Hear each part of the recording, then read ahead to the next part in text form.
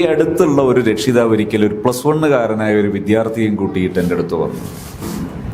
എന്താ പ്രശ്നം? എൻ്റെ മോൻ നല്ല മോനായിരുന്നു. ഒരു 8ാം ക്ലാസ് 9ാം ക്ലാസ് വരെയൊക്കെ നല്ല മോനാണ്. ഞങ്ങൾ തമ്മിൽ നല്ല ബന്ധവും എല്ലാ നല്ല കാര്യങ്ങളിലും മുൻപന്തിയിലുണ്ടാവും എൻ്റെ മോൻ. പക്ഷെ ഇപ്പോൾ അവനാകെ മാറിപ്പോയി ഉസ്താദേ. അയാൾ പറഞ്ഞു, ഭാര്യയ്ക്ക് അസുഖമാണ്, അസുഖം വേറെ ഒരു കാരണവുമില്ല, എൻ്റെ മോൻ മാത്രമാണ് കാരണം. ഇപ്പോൾ എനിക്കും ഉറക്കം നഷ്ടപ്പെട്ടു, ഞാനും പലപ്പോഴും മെഡിസിൻ ആവശ്യമുള്ള രീതിയിലെത്തി. എൻ്റെ മോനല്ലാത്ത വേറെ ഒരു തടസ്സവും എനിക്കില്ല. എന്താ വിഷയം? മകന് പ്രണയത്തിൻ്റെ പേരിൽ മകനാകെ ദുഷ്പേര് നേടിയിരിക്കുകയാണ്. ഇപ്പോൾ അവന് ഒന്നിനും താല്പര്യമില്ല. നേരത്തെ SSFൻ്റെ പ്രോഗ്രാമിന് വിളിച്ചാൽ, അതുപോലെ അതിന് മുമ്പ് നമ്മുടെ സുന്നി ബാലസംഘത്തിൻ്റെ സുമ്രക്ക് വിളിച്ചാൽ അതിനൊക്കെ സജീവമായിരുന്നു. നമ്മുടെ ഉലമാഇൻ്റെ കൂടെ കൂടി വളരുക എന്നത് സംഘടനയുടെ പ്രധാനപ്പെട്ടൊരു നേട്ടമാണ്. നമ്മുടെ സംഘടനാ പ്രവർത്തനം എന്ന് പറഞ്ഞത് സ്വഹാബത്ത് കൊണ്ടുവന്ന ദീൻ, ആ ദീനിൻ്റെ പിന്തുടർച്ച, അത് മുറിയരുത് എന്ന ഉറച്ച് തീരുമാനിച്ചത് കൊണ്ടാണ് നമ്മുടെ സംഘടനയായി നിലനിന്നത്. ബഹുമാനപ്പെട്ട സുൽത്താനുൽ ഉലമ കാന്തപുരം ഉസ്താദിൻ്റെയും ഇപ്പോൾ ബഹുമാനപ്പെട്ട ഈ സുലൈമാൻ ഉസ്താദിൻ്റെയും നേതൃത്വത്തിൽ നടക്കുന്ന ആ മഹാന്മാരായ സ്വാലിഹീങ്ങളായ വലിയ ഉലമയുടെ നേതൃത്വത്തിൽ നടക്കുന്ന നമ്മുടെ സംഘടനാ ചലനം, അതിലാരോടുള്ള വിരോധമൊന്നും നമുക്കില്ല.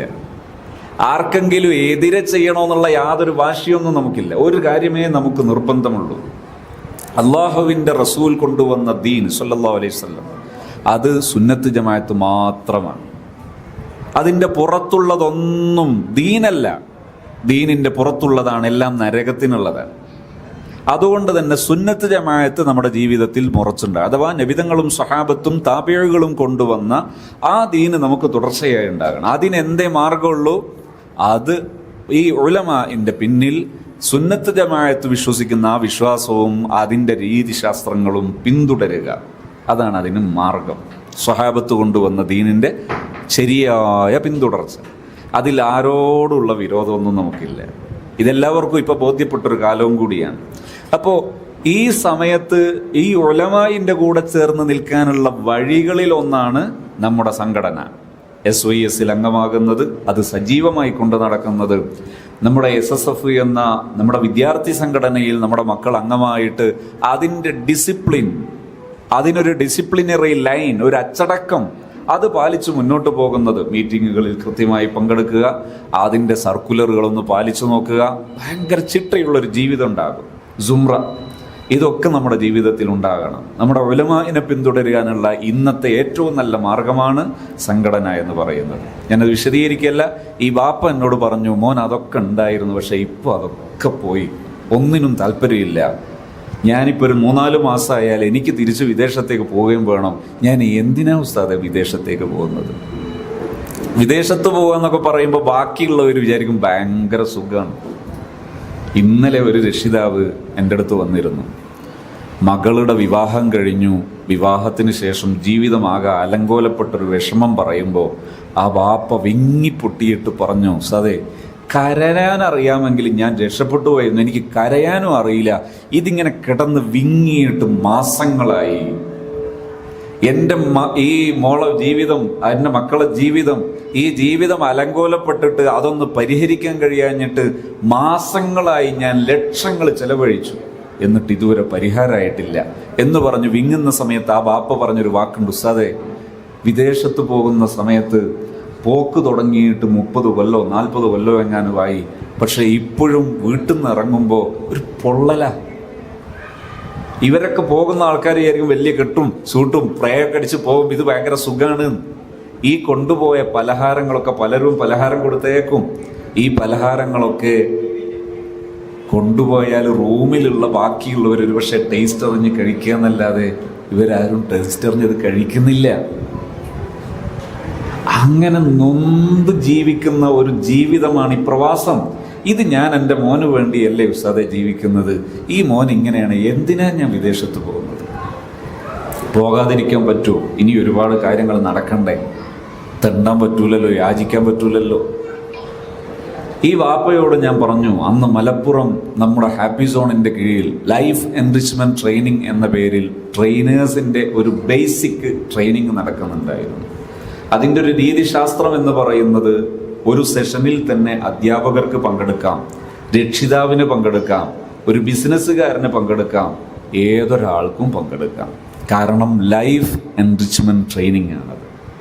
ജീവിതമാണ് അവിടുത്തെ മാറ്റർ. ജീവിതം മുന്നോട്ട് കൊണ്ടുപോകാൻ വേണ്ടത് ലൈഫ് സ്കില്ലുകളാണ്, സോഫ്റ്റ് സ്കില്ലുകളാണ്. എന്ന് പറഞ്ഞാൽ മറ്റൊരാളോട് കൃത്യമായി ആശയവിനിമയം നടത്താനുള്ള ശേഷി. അത് പറയുമ്പോൾ ഇന്നലെയല്ല, ഇന്നിപ്പോൾ ഏതാ ദിവസം, ഞായർ, മെനിയാന്ന് ഒരു സ്ത്രീകളുടെ പരിശീലന കളരി നടക്കുന്ന സമയത്ത് ഒരു ഉമ്മ പറഞ്ഞു, സതെ എൻ്റെ മോന് 21 വയസ്സായി, ഇപ്പോഴും അവന് നല്ലോണമുള്ള പെരുമാറ്റം അറിയില്ല, അവന് ചിലപ്പോഴൊക്കെ മോശമായ പെരുമാറ്റം. അപ്പം ഞാനിങ്ങനെ ഈ ഉമ്മയോട് നല്ല പെരുമാറ്റം എങ്ങനെയെന്ന് പറഞ്ഞപ്പോൾ ആ ഉമ്മ പറഞ്ഞു, ഉസ്താദെ നിങ്ങൾ പറഞ്ഞ വളരെ ശരിയായിട്ടോ, സംഗതി എൻ്റെ അടുത്ത മിസ്റ്റേക്ക്. എന്താ അറിയോ, ഞാൻ ഷോപ്പിൽ പോയിട്ടൊരു സാധനം വാങ്ങി വരാൻ പറഞ്ഞാൽ അവൻ വരൂല. ഒരു ദിവസം ഞാനിങ്ങനെ പറയുന്നത് കേട്ടപ്പോൾ എൻ്റെ വീട്ടിൽ സിറാജുൽ ഹുദയിൽ പഠിക്കുന്ന ഒരു ചെറിയ കുട്ടിയുണ്ട്, സിറാജുൽ ഹുദയുടെ സ്കൂളിൽ പഠിക്കുന്ന ആ കുട്ടി പറഞ്ഞു, നിങ്ങളുടെ നിൽക്ക്, ഞാൻ പറഞ്ഞുതരാം എങ്ങനെ പറയേണ്ടത്. അവൻ്റെ കൂടെ സോഫയിലിരുന്നു ഈ കുട്ടി. എന്നിട്ട് അവനോട് ഈ കുട്ടി ഭംഗിയായിട്ട് സംസാരിച്ചു. എന്താ സംസാരിച്ച വാക്ക് എന്നറിയോ, കാക്ക നിങ്ങൾ ഷോപ്പിൽ പോകുന്ന സമയത്ത് ഒരു മുട്ടായി എനിക്കും വാങ്ങണേ. ഇത് പറഞ്ഞ ഉടനെ അവൻ എഴുന്നേറ്റു, അവൻ പോയി വാങ്ങാനുള്ള സാധനങ്ങളൊക്കെ വാങ്ങിക്കൊണ്ടുവന്നു, കുട്ടിക്ക് ഇവനക്ക് വേണ്ടുള്ള മുട്ടായിയും വാങ്ങി. ഈ കുട്ടി എന്നിട്ട് ഉമ്മാമാനോട് പറഞ്ഞു, ഇങ്ങനെയാ പെരുമാറേണ്ടത് എന്ന് പറഞ്ഞു. രാവിലെ ആയതുകൊണ്ട് ആൾക്ക് ഉറക്കം വെക്കുന്നുണ്ടോ? എന്താ അത് തനിയെ ഉണ്ടാക്കിയതാണ്. അപ്പോൾ ഇങ്ങനെ പെരുമാറിയാൽ മാറ്റം ഉണ്ടാകും. അപ്പോൾ ഉമ്മാമ പറഞ്ഞു, സംഗതി ശരിയാട്ടോ, എൻ്റെ അടുത്ത് തന്നെയാണ് മിസ്റ്റേക്ക്. എങ്ങനെ പെരുമാറണമെന്നറിയാമെങ്കിൽ വാക്ക് കുറച്ചേ വേണ്ടൂ, വലിയ റിസൾട്ടാണ്. ഈ വാപ്പ 3 മാസത്തോളം നമ്മുടെ ലൈഫ് എൻറിച്ച്മെന്റ് ട്രെയിനിങ് എല്ലാ ആഴ്ചയിൽ ഒരു ദിവസം ഉണ്ടാകും. ഒരു വൈകുന്നേരം ഇരുന്ന് ഒരു 4 മണിക്കൂർ ഒന്നിച്ച് ഇരുന്ന് അനുഭവങ്ങൾ പങ്കുവെച്ച് പരിഹാരങ്ങൾ നിർദ്ദേശിച്ചു പോകുന്ന ഒരു ഹൽക്കയായി ഇരുന്ന് ജീവിതം പഠിക്കുന്ന ഒരു പരിശീലനമാണത്. ബിസിനസ്സുകാർക്കും അതന്നെ വേണ്ടത്. ഒരു ബിസിനസ്സുകാരൻ്റെ ബിസിനസ് തകരുന്നത് സോഫ്റ്റ് സ്കില്ലുകൾ നശിക്കുമ്പോഴാണ്. കുടുംബജീവിതം തകരുന്നത് സോഫ്റ്റ് സ്കില്ലുകൾ ഇല്ലാതിരിക്കുമ്പോഴാണ്. ഇപ്പൊ പലരും കല്യാണം കഴിക്കാൻ പേടിക്കുന്നവരാണ്, പ്രത്യേകിച്ച് പുതിയ തലമുറയിലെ പെൺകുട്ടികൾ. നിങ്ങൾ അവരെ കുറ്റപ്പെടുത്തുകയും ചെയ്യണ്ട, അതവരുടെ നമ്മുടെ സൊസൈറ്റിയുടെ ഒരു പ്രശ്നമാണിത്. കഴിഞ്ഞ ദിവസം ഒരു പെൺകുട്ടിയും കൊണ്ടൊരു വാപ്പ വന്നു. നന്നായി മതം പഠിച്ച മതബിരുദമുള്ള പെൺകുട്ടിയും കൊണ്ടാണ് വാപ്പ വരുന്നത്. വാപ്പയും നല്ല വിദ്യാഭ്യാസമുള്ള ആളാണ്. പക്ഷെ മോള് പറയുന്നു, എനിക്ക് വിവാഹം വേണ്ട, ഞാൻ പഠിക്കുകയാണ്. വയസ്സ് 20 കുട്ടി പറയാണ്, ഞാൻ പഠിക്കുകയാണ്. ആർക്കാണ് ഭ്രാന്തളയെന്ന് മനസ്സിലാകാത്ത ഒരു വല്ലാത്തൊരു ഹാലാണിത്. അപ്പോ 3 സിറ്റിംഗ് കഴിഞ്ഞപ്പോ ഈ കുട്ടി പറഞ്ഞു, എനിക്ക് വിവാഹ ജീവിതമാണ് വേണ്ടത്. എന്താ സംഭവം? ഈ അടുത്ത് ഞാൻ പലപ്പോഴും ഉദ്ധരിക്കാറുണ്ട്, ഒരു ഫേസ്ബുക്കിലെ ഒരു ആളുടെ ഒരു കുറിപ്പ്. ഒരു ഡോക്ടറാണ്, ഒരു പെൺകുട്ടി. ആ മുസ്ലിം പെൺകുട്ടിയായ ഡോക്ടർ പറയുന്നു, ഞാൻ ഡോക്ടറാകാനുണ്ടായ പശ്ചാത്തലം പറഞ്ഞിട്ട് വിവാഹ ജീവിതത്തിൽ സ്വന്തം കാലിൽ നിൽക്കാൻ പഠിക്കണം, എന്നാലേ കാര്യങ്ങൾ മുന്നോട്ട് പോകൂ, അതുകൊണ്ടാണ് ഞാൻ ഡോക്ടറായത്. ഒക്കെ പറഞ്ഞതിൻ്റെ പൊരുൾ മനസ്സിലാണ്. എന്താ സ്വന്തം കാലിൽ നിൽക്കുക എന്നുള്ളത്? എൻ്റെ ചെലവ് ഞാൻ നോക്കും, നിന്റെ ചെലവ് നീ എന്ന് പറയാൻ പറ്റും വിധം വളർന്നാൽ വിവാഹ ജീവിതം സുരക്ഷിതമാണ് എന്നാണ് ഇവർ ചിന്തിക്കുന്നത്. അതൊരു ബ്ലണ്ടറാണ്, പോയത്തമാണ്. ഇത് പറയുമ്പോൾ തെറ്റിദ്ധരിക്കരുത്. ഒരു സ്ത്രീക്ക് ആവശ്യമായ സ്വത്തുണ്ടാകൽ തെറ്റാണ് എന്ന ആശയം ഇസ്ലാമിലില്ല. അതൊരു മോശമാണ് എന്ന് ഇസ്ലാമിലില്ല. ഒരു സ്ത്രീക്ക് നല്ലൊരു പ്രൊഫൈൽ ഉണ്ടാകുന്നത് തെറ്റാണ് എന്ന ആശയം ഇസ്ലാമിലില്ല. ഒരു സ്ത്രീ നല്ല സംരംഭകയാകുന്നത് ഇസ്ലാമിനെതിരാണ് എന്ന് അങ്ങനെ ഒരു ചിന്ത വേണ്ട. മറിച്ച് ഇവിടുത്തെ വിഷയം എന്താ ഞാൻ പറയുന്നത്, വിവാഹ ജീവിതത്തിന്റെ ക്യാപിറ്റൽ, വിവാഹ ജീവിതത്തിന്റെ മൂലധനം അത് എൻ്റെ സാമ്പത്തിക കയ്യിലിരിപ്പാണ്, അല്ലെങ്കിൽ എൻ്റെ ഔദ്യോഗികമായ അഡ്രസ് പ്രൊഫൈലാണ് എന്ന് ചിന്തിക്കുന്നുണ്ടെങ്കിൽ അതൊരു ശരിയല്ലാത്ത ആശയമാണ്. ഏതുപോലെ ഇപ്പം നമ്മൾ ഇവിടെ ഈ സദസ്സിലേക്ക് ഒരു പ്രത്യേക ടിക്കറ്റ് കൊടുത്തിട്ടാണ് സദസ്സിലേക്ക് ആളെ കയറ്റുക എന്ന് സങ്കല്പിക്കുക. ടിക്കറ്റ് കിട്ടുന്നതിനുള്ള കണ്ടീഷൻ എന്താ അറിയോ? ഒന്നുകിൽ കളരി, അല്ലെങ്കിൽ കരാട്ടെ, അല്ലെങ്കിൽ കുംഫു, ഇതുപോലുള്ള ഏതെങ്കിലും ഒരു ശാരീരിക അഭ്യാസം അത് ഔദ്യോഗികമായി പൂർത്തീകരിച്ച സർട്ടിഫിക്കറ്റ് ഉള്ളവരെ ഉള്ളിൽ കടത്തുള്ളൂ എന്ന് പറഞ്ഞാൽ എന്താ മനസ്സിലാകുക? പുറത്തു നിന്നൊരാൾക്ക് ഇവിടെ എന്താ നടക്കുന്നതെന്ന് മനസ്സിലാകുക അല്ലേ? ഇവിടെ ഒരു തല്ലും കുലുമാലുമാണ് നടക്കുന്നത്. ആവശ്യമായാൽ ഇതൊക്കെ വേണം, അങ്ങനത്തെ ഉത്തരങ്ങൾ വരുന്നത് എന്നാണ് അതിൻ്റെ ആശയം. ഇതുപോലെയല്ലേ വിവാഹ ജീവിതത്തിന്റെ ക്യാപിറ്റൽ എന്ന് പറഞ്ഞാൽ, എനിക്ക് എൻ്റെ ജീവിതം എന്ന് പറയാനുള്ള സാമ്പത്തിക ശേഷി ഉണ്ടായാലാണ് വിവാഹ ജീവിതത്തിന് പറ്റുക എന്ന് പറഞ്ഞാൽ, വിവാഹ ജീവിതത്തിന്റെ ക്യാപിറ്റൽ സാമ്പത്തികമല്ല. സാമ്പത്തികം ഉണ്ടായിട്ടും ഈ പ്രൊഫൈൽ ഉണ്ടായിട്ടും ജീവിതം തുടങ്ങിയിട്ട് തമ്മിൽ തല്ലുന്ന എത്ര ഉദാഹരണം വേണം? എന്താണ് വിവാഹ ജീവിതത്തിന്റെ ക്യാപിറ്റൽ? സോഫ്റ്റ് സ്കിൽ എന്ന് പറഞ്ഞാൽ നല്ല രീതിയിൽ കമ്മ്യൂണിക്കേറ്റ് ചെയ്യാനുള്ള കഴിവാണ്. ആ കഴിവുണ്ടെങ്കിൽ പ്രശ്നങ്ങളെല്ലാം പരിഹരിക്കാൻ കഴിയും. ഞാൻ പലപ്പോഴും എടുത്തുദ്ധരിക്കാറുള്ള നൂറുകണക്കിന് അല്ലെങ്കിൽ ആയിരക്കണക്കിന് സംഭവങ്ങളിൽ ഒന്നാണ് ഒരു സഹോദരി. വിവാഹം കഴിഞ്ഞിട്ട് 22 വർഷമായി. ഈ സഹോദരിയും കൂട്ടിയിട്ട് ഒരു സ്ഥാപനത്തിലെ ഉസ്താദ്, സഹോദരി ഒറ്റക്കല്ല, ആ ഫാമിലി ഒന്നിച്ചു കൂട്ടിയിട്ട് ഒരു ഉസ്താദ് എൻ്റെ അടുത്ത് വന്നു. എന്താ കേസ്? ഹിഫ്ലുൽ ഖുർആൻ സ്ഥാപനത്തിൽ പഠിപ്പിക്കുന്ന ഈ ഉസ്താദ് ഒരു ദിവസം എന്നെ വിളിച്ച് അപ്പോയിൻമെന്റ് വാങ്ങിയതാണ്. എന്താ വിഷയം എന്ന് ചോദിച്ചാൽ, ഉസ്താദ് പറഞ്ഞു, ഞാൻ കഴിഞ്ഞ ദിവസം കുട്ടികൾക്കൊക്കെ ലീവ് പ്രഖ്യാപിച്ചു. ലീവ് പ്രഖ്യാപിച്ചപ്പോൾ എല്ലാ കുട്ടികളും ഭയങ്കര ആഹ്ലാദത്തിൽ. ഒരു കുട്ടി എൻ്റെ അടുത്ത് പിന്നാലെ റൂമിൽ വന്നിട്ട് പറഞ്ഞു, ഉസ്താദേ, ലീവിന് എല്ലാവരും പോകുമ്പോൾ എന്നെ ഇവിടെ നിർത്തുമോ? ഞാൻ പോകുന്നില്ല, വയസ്സ് ഇത്രയേ ഉള്ളൂ.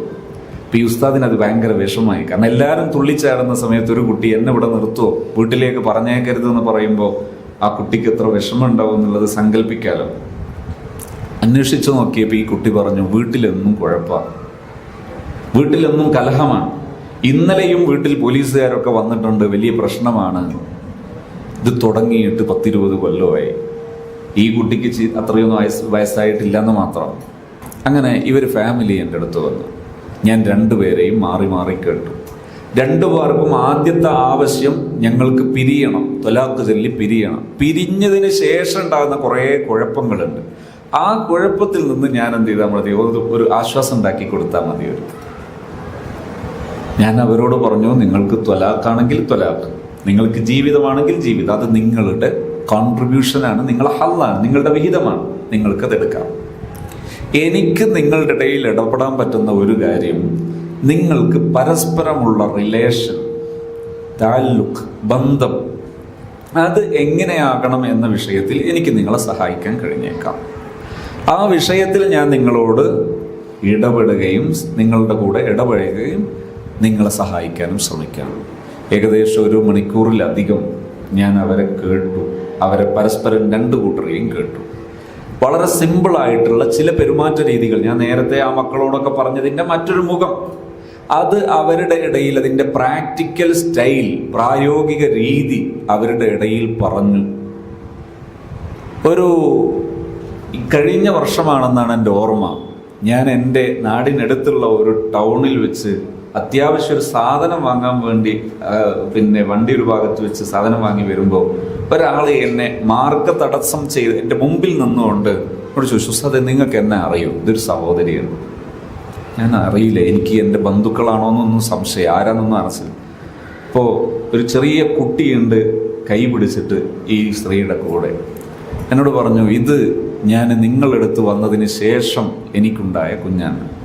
അപ്പം ഞാനിങ്ങനെ, എനിക്ക് എന്നിട്ടൊന്നും ആളെ മനസ്സിലാകുന്നില്ല. പലരും ഹാപ്പി സോണിൽ അങ്ങനെ വരികയും പോവുകയും ചെയ്യുന്നതല്ലേ. എന്നോട് പറഞ്ഞു, അന്ന് ഒരു സ്ഥലം, അവരുടെ സ്ഥലം ഏകദേശം എനിക്ക് ഓർമ്മയുണ്ട്. ആ സ്ഥലത്ത് അവിടെ നിന്ന് വന്ന ആളാണ്. ഇന്ന ഹിഫ്ലുൽ ഖുർആൻ്റെ അതുമായി ബന്ധപ്പെട്ട് വന്നിട്ടുള്ള ആളാണ്. ഞങ്ങൾ അതിനുശേഷം നന്നായി, അതിനുശേഷം ഞങ്ങൾക്കുണ്ടായ കുഞ്ഞാണിത്. നല്ല രീതി ജീവിതം 22 വർഷത്തിന് ശേഷം ഞങ്ങൾ പരസ്പരം ഒന്നിക്കുകയും പരസ്പരം നന്നാവുകയും ചെയ്തതിന് ശേഷമുണ്ടായ കുഞ്ഞാണ്. ഞാൻ പറയുന്നത്, ഈ ബന്ധങ്ങളിൽ പ്രശ്നം സൃഷ്ടിക്കുന്നത് ചെറിയ ചെറിയ പെരുമാറ്റ പ്രശ്നങ്ങളാണ്. ഇത് രൂക്ഷമായി വലുതായി കഴിഞ്ഞാൽ ഏതാണ് പ്രശ്നമെന്ന് തിരഞ്ഞാൽ കാണൂല. അതുകൊണ്ട് തന്നെ പ്രത്യേകിച്ച് ഇതിൽ ഇടപെടുന്ന ആൾക്കാർ പലപ്പോഴും പെടുന്നൊരു മേഖലയുണ്ട്. ആരെടുത്താ തെറ്റ്? ഒരു പ്രശ്നമായിട്ട് വന്നാൽ ആരെടുത്താ തെറ്റ്? ഇന്നലെ അല്ല മിനിയാന്ന് ഒരു കേസ് വന്നപ്പോൾ അവർ പറഞ്ഞൊരു കേസാണ്, അതെ വെറുതെ കളവ് പറയുക, പിന്നെ എങ്ങനെയാ ഒത്തുപോവുക? കലഹം നടന്നാൽ കളവും പറയും, ഗീബത്തും പറയും, നമീമത്തും പറയും, എല്ലാ ഫസാദും ചെയ്യും. ഉമ്മാക്കെതിരെ മോൻ പ്രവർത്തിക്കും, മോൻക്കെതിരെ ഉമ്മ പ്രവർത്തിക്കും, ഇതൊക്കെ ഉണ്ടാകും. കലഹം അത് ഫിത്ന, അത് ഇബ്ലീസിന്റെ വഴിയാണ്. അൽ ഫിത്നതു നാഇമത്തുൻ വൈലുൽ ലിമൻ ഐഖളഹ. കലഹിക്കരുത്. കലഹം നമ്മുടെ ജീവിതത്തിലെ നന്മകൾ നശിപ്പിക്കുന്ന ഏർപ്പാടാണ്. കലഹം ബന്ധങ്ങൾ നശിപ്പിക്കുന്നതാണ്. കലഹം നാശമുണ്ടാക്കും. പിന്നെ തെറ്റും ശരിയൊന്നും പറഞ്ഞിട്ട് കാര്യമില്ല. കാരണം അങ്ങോട്ടും ഇങ്ങോട്ടും കൊല്ലും കൊലയും നടത്തിയവരാണെങ്കിൽ പോലും ഈ കലഹം അവസാനിപ്പിച്ച് നല്ല റിലേഷൻ രൂപപ്പെട്ടാൽ പിന്നെ നന്മ വിളയുന്നത് കാണാം. അതിൻ്റെ ഉദാഹരണമാണ് പരിശുദ്ധ ഇസ്ലാമിൻ്റെ ചരിത്രം. പരസ്പരം ചെറിയ വിഷയങ്ങളിൽ പരസ്പരം കൊന്ന് യുദ്ധം ചെയ്ത് ജീവിച്ചിരുന്ന മനുഷ്യർ, അവരുടെ ഇടയിൽ ഈ ആശയം, ഈ സമുന്നതമായ ആശയം വന്നപ്പോൾ അവരെന്തുമാത്രം നല്ലവരായി മാറി. ദീർഘകാലം ഇസ്ലാമിനെതിരെ പ്രവർത്തിച്ചിരുന്ന ഇക്രിമ, ആ ഇക്രിമ ഒരുപാട് നാശങ്ങളും നഷ്ടങ്ങളും ഇസ്ലാമിനും സ്വഹാബത്തിനും ഉണ്ടാക്കിയിട്ട് പോലും അവസാനം ഈ ആശയം സ്വീകരിച്ചപ്പോൾ പിന്നെ ഇക്രിമ റളിയല്ലാഹു അൻഹു ആരാ? ഇക്രിമത്ത് ഇബ്നു അബീ ജഹൽ പിന്നെ ആരായി മാറിയെന്നറിയോ? പരിശുദ്ധ ഖുർആനിന് വേണ്ടി ജീവിതത്തിലെ സിംഹഭാഗവും ചെലവഴിക്കുന്ന ആളായി മാറി. ഖുർആൻ പഠിക്കുന്നു, ഖുർആൻ പാരായണം ചെയ്യുമ്പോൾ ആവേശം കൊണ്ട് നെഞ്ചോട് ചേർത്ത് പറയും, അതാ കലാമു റബ്ബി. വിങ്ങി വിങ്ങി വിങ്ങി പൊട്ടിക്കരയും ഇഷ്ടം കൊണ്ട്. അതാ കലാമു റബ്ബി, അതാ കലാമു റബ്ബി. ഇങ്ങനെ മനുഷ്യൻ മാറും. അതുകൊണ്ട് തന്നെ മനുഷ്യന്റെ ഇടയിൽ ഉണ്ടാകേണ്ട സോഫ്റ്റ് സ്കില്ലുകളാണ്. ഞാൻ പറഞ്ഞു വന്ന വിഷയത്തിലൂടെ ഒന്നുകൂടെ തിരിച്ചു വരുന്നു. നിങ്ങൾ മറന്നിട്ടുണ്ടാവില്ല എന്നാണ് ഞാൻ പ്രതീക്ഷിക്കുന്നത്. ഈ രക്ഷിതാവ് ഒരു 3 മാസം കഴിഞ്ഞപ്പോൾ മകന്റെ വിഷയത്തിൽ എന്നോട് പറഞ്ഞു, ഉസ്താദേ ഇപ്പം എൻ്റെ മോൻ നല്ല മോനാണ്, അവൻ്റെ എല്ലാ ദുസ്വഭാവവും മാറി, അവനിപ്പോൾ നല്ല മോനാണ്. ഒരു കാര്യം കൂടി എനിക്ക് ബോധ്യപ്പെട്ടു, സത്യത്തിൽ എൻ്റെതായിരുന്നു പ്രശ്നം. ഈ മകൻ സംസാരിക്കുന്ന സമയത്ത് എന്നോട് പറഞ്ഞു, ഉസ്താദേ എനിക്ക് നന്നാകണമെന്ന് ആഗ്രഹമുണ്ട്, പക്ഷെ എനിക്ക് പറ്റുന്നില്ല. എന്നെ ഏറ്റവും കൂടുതൽ ഹേർട്ട് ചെയ്യുന്നത്, മനസ്സിനെ വേദനിപ്പിക്കുന്നത് എപ്പോഴാണെന്നറിയോ? ഒരു പ്രണയക്കേസിന്റെ പേരിൽ നിരപരാധിയായി എൻ്റെ ഉപ്പ എൻ്റെ മുഖത്തടിച്ചു ഒരു ദിവസം. അന്ന് ഞാൻ നിരപരാധിയാണ്, സാഹചര്യ തെളിവ് എനിക്കെതിരാണ്, പക്ഷേ ഞാൻ പ്രതിയായിരുന്നില്ല. അവിടെ മുതൽ എനിക്ക് നിസ്കരിക്കാൻ പോയാൽ ഒരു തരം ഇറിറ്റേഷൻ. ഞാൻ തിരിച്ചു വരും, ചിലപ്പോൾ നിസ്കരിക്കും, ചിലപ്പോൾ നിസ്കരിക്കൂല. പഠിക്കുന്ന സമയത്തും എനിക്ക് അങ്ങനെ തന്നെ. അങ്ങനെ ലൈഫ് ആകെ അലങ്കോലപ്പെട്ടതാണ്. ഇപ്പോൾ എൻ്റെ പിതാവിൻ്റെ പെരുമാറ്റം നേരെയായതിനു ശേഷം എനിക്ക് വലിയ പ്രതീക്ഷ വന്നു. ഞാൻ പഠനത്തിൽ നന്നായി. പഠനത്തിലെ എൻ്റെ ബാക്ക്വേർഡ്നെസ്, എൻ്റെ പിന്നോക്കാവസ്ഥ ഞാൻ ഏകദേശമൊക്കെ പരിഹരിച്ചെടുത്തിട്ടുണ്ട്. നമ്മളൊന്ന് ആലോചിച്ച് നോക്ക്. ചെറിയ മക്കളോട് മുതൽ നമ്മൾ സംസാരിക്കുന്ന സമയത്ത് നല്ല രീതിയിൽ പെരുമാറി ശീലിച്ചാൽ അവരുടെ ജീവിതത്തിൽ അത് വൻ മാറ്റമുണ്ടാക്കും, വലിയ നേട്ടമുണ്ടാക്കും. അത് മനസ്സിലായാൽ തന്നെ കാര്യങ്ങളിൽ വലിയ ഫലമുണ്ടാകും, വലിയ ഗുണമുണ്ടാകും.